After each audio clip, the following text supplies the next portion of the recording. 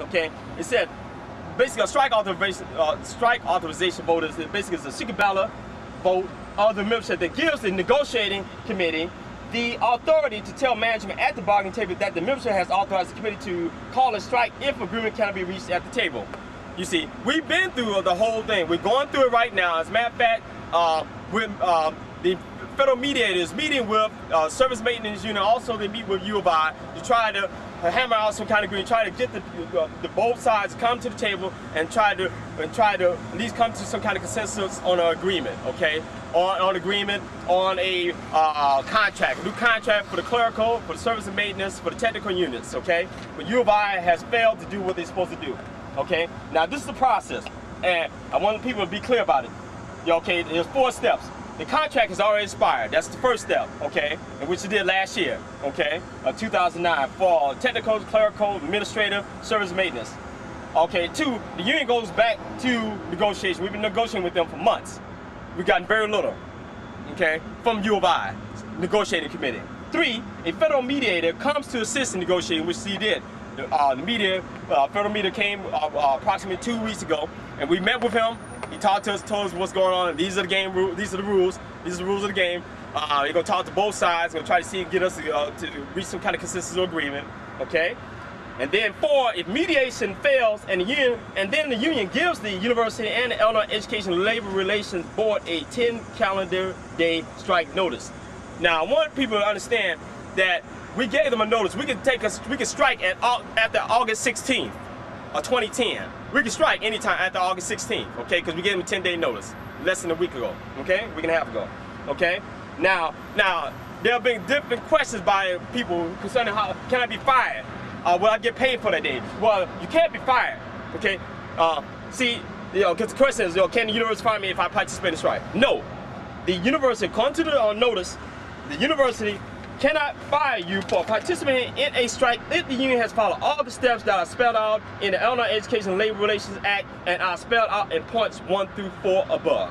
Okay, so I mentioned the different points again, so that the people understand that this is what we try to achieve. We're trying to work this out for the working class. For we feel that the workers deserve a decent wage increase, decent benefits, etc., and it should be treated with the same respect that they treat management. That's the reason why I think it's important that us come to some kind of agreement to try to at least try to work it out, so that if we have to, we just do whatever's necessary to protect, do what we can to try to work and be fair, and we've been doing that already. They were unfair.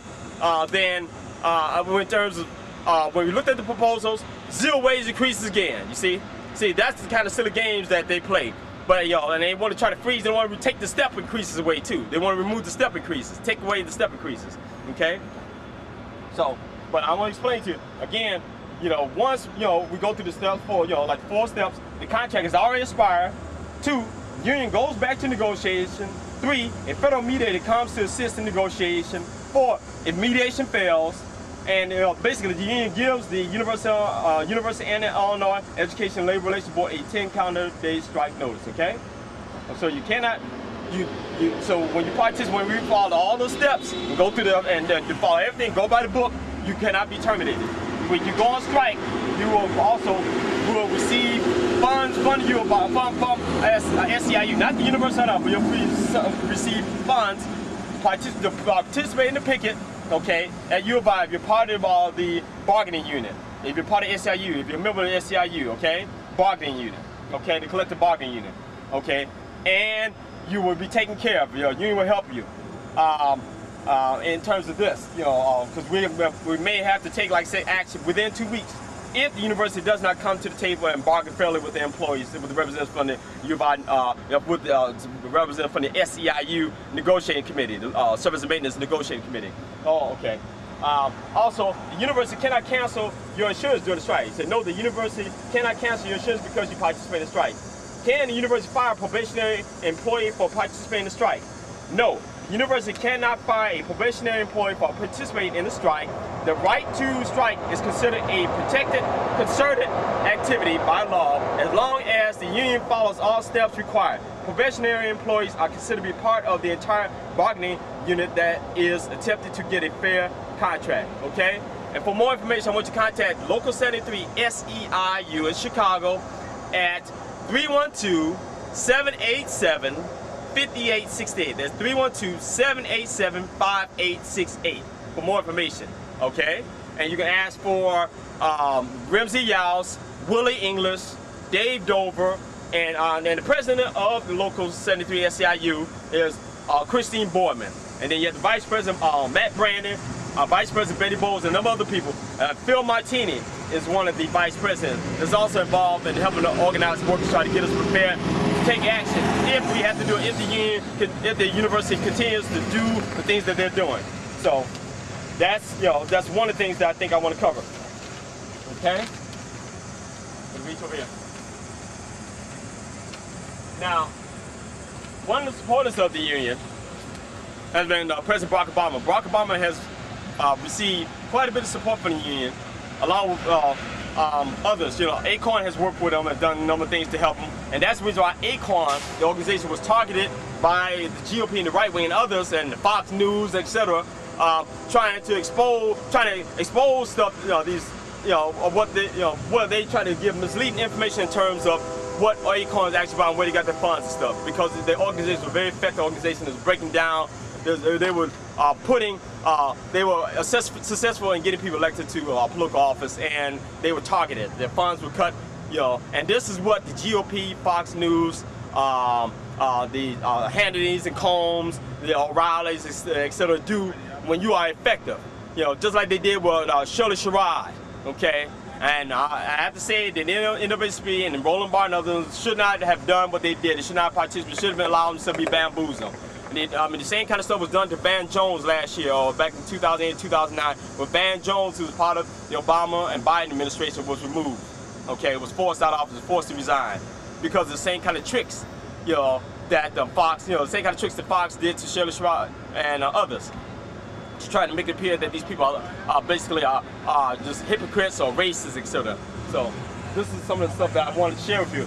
Barack Obama has been involved in different hearings and stuff concerning what's going on at U of I. He participated in hearings back in the 1990s concerning what was going on with the U of I 9 and how U of I was not treating the interns, the doctors, those who were going to school fairly and stuff, and they found discrimination and other stuff that was going on at U of I back in the 1990s. Okay. Another thing I just want to cover, and this is the latest August 9th, 2010 newsletter. Okay, and about the basically the UIC bargaining update. The clerical, administrative, technical service, and maintenance unit. Now, the clerical administrative unit have been experiencing problems with the same people, and they met with the federal media on August 3rd to try to get this worked out, but there was no success. Okay, we tried to meet with them.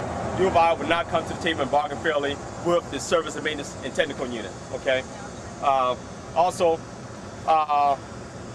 so what we're trying to do now, we're trying to get people to come out because we want people to understand, keep these points in mind.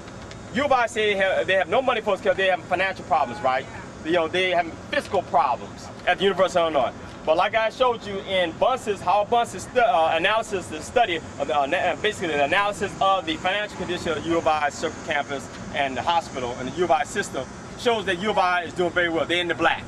Okay, they're doing very well. They got the bonuses, they got the money, they got everything, got the money and resources to help the people. I mean, here at U of I to give bonuses to the workers, give wage increases, provide better benefits, but they refuse to do it. They want to give all the money and resources and all the stuff to the elite, to the doctors, to the people, to the administrators, to the provosts, to the vice president, to the president. That's and then to the department heads, the managers, the directors of different department heads, the supervisors. And we feel that's unfair.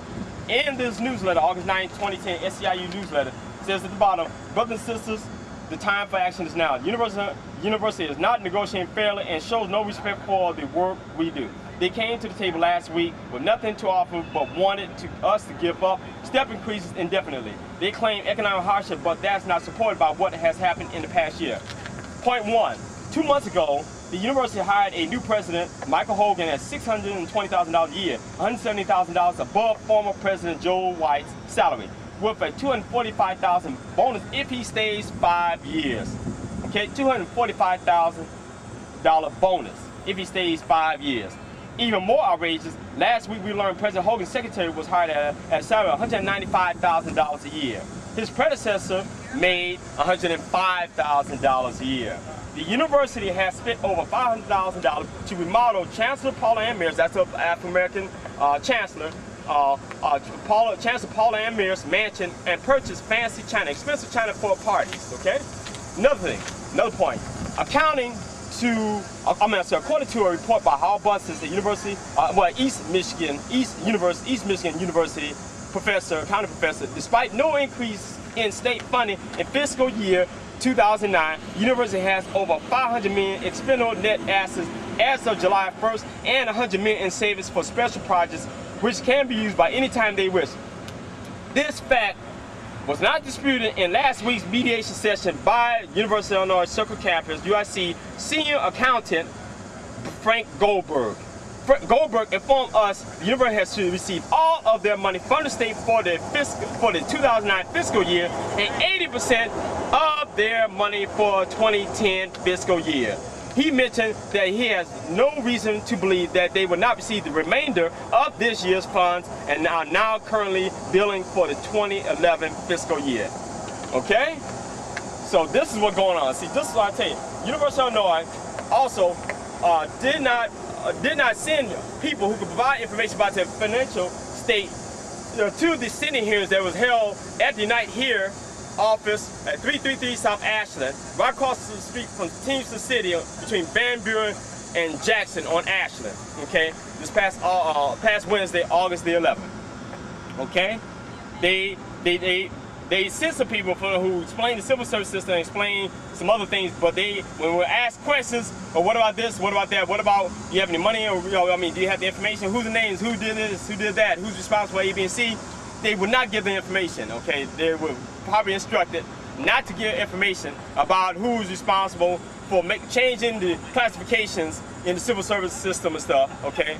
And doing some other things that many of us felt was not legal, okay? So at this hearing, the Senate hearing of higher education and appropriations too, okay, they had discussion about the University of Illinois as it relates to the academic professionals and civil service workers. So academic professionals who they make up 52% of the civil service system, and these positions are being changed and reclassified by people from human resources and others who are changing these positions in order to weaken the union, in order to take people out of the union, okay?